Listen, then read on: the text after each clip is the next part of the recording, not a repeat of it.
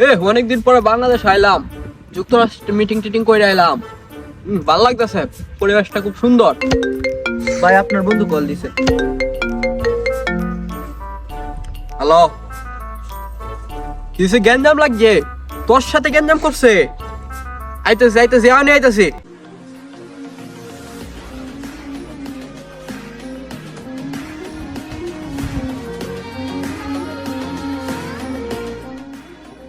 কেডা বাসছে রে? কেডা কেডা কারো তোমরা সাহস?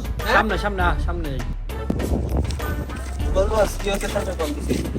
ঠিক আছে, কল করতাম কি? বলতো তো হ্যালো, না দোষ, এখন তো সময় নাই। তোর সাথে আগামী সপ্তাহে দেখা করবাম, ঠিক আছে? বেড়া